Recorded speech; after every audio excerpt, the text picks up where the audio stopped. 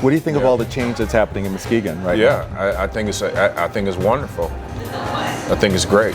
I mean, you grew up here, so you know after the mall what the downtown looked like. Yeah. And it doesn't look like that anymore, right? We're seeing. Well, I remember when there was no mall. Downtown. Before the mall. Before the mall. Right.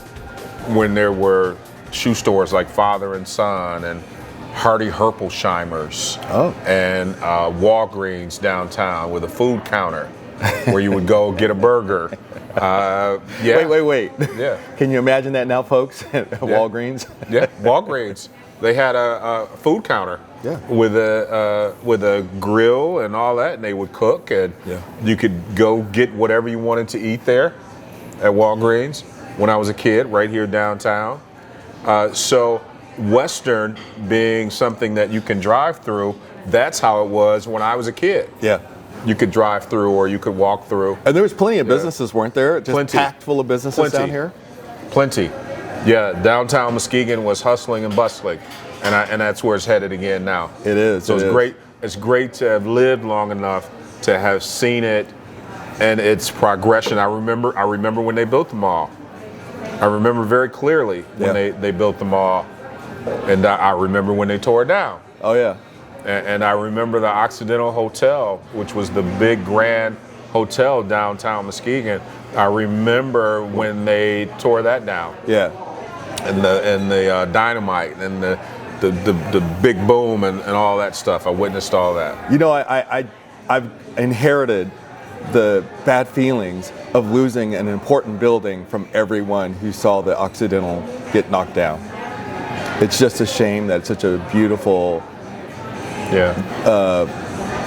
point of history be torn down and everybody romance and talk about the Occidental. One thing I've learned in my travels is that a vibrant downtown is critical to all the stuff that extends from it. It's critical. It's like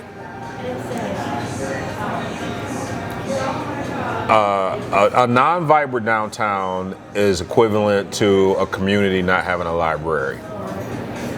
I know that's a crazy analogy there, but it's not. It's. I think you explained. There's a lot of folks who are feeling anxiety over the what for them is rapid changes that are happening, and so everybody has their own personal interests in mind, if it's your community, if it's in your neighborhood, but it's hard to get people out of their spaces and see the big picture, and to understand how downtown is like a heart for the whole organism.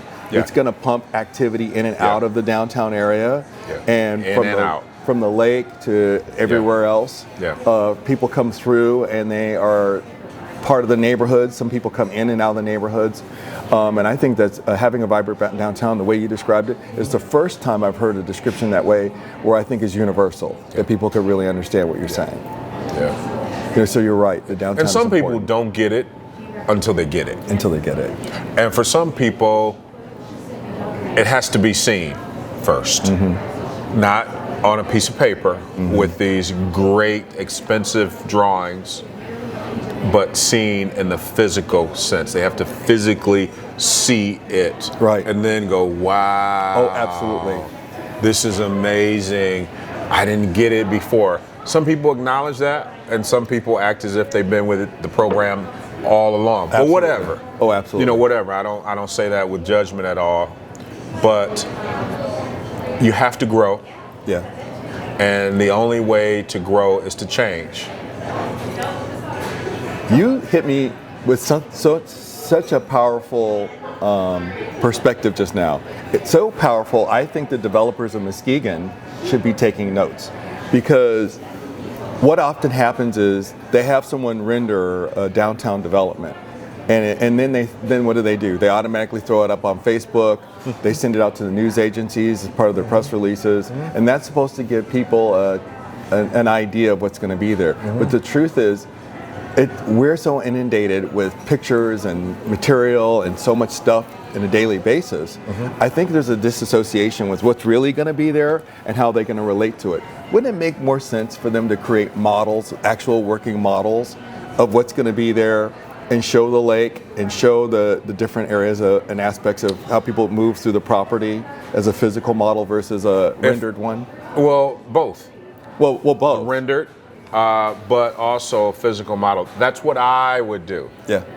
If I were doing it, that's what I would do in addition to that, because that helps create a better visual. And it's not like they're not spending the money anyway. Yeah. So they're spending the money anyway to get their message out there on the renderings, etc. Now, I'm not judging anybody saying, hey, you're doing it wrong. That's not what I'm saying. No. I'm just saying, in addition to, that's probably what I would do. Right.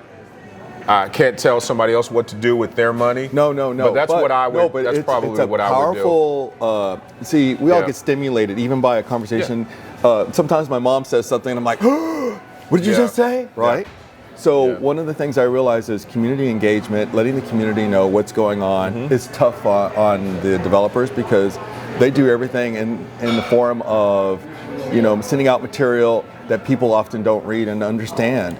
Reading words and seeing a working model, you can kind of step around and say, I could see that right there. Absolutely. It's really powerful. That's what just struck me as really good feedback to all the big developers, so that they can maybe have an easier time finding another way. I saw it too in your eyes when you were like, that's really powerful. Yeah. So right. So I did something good today. Yay.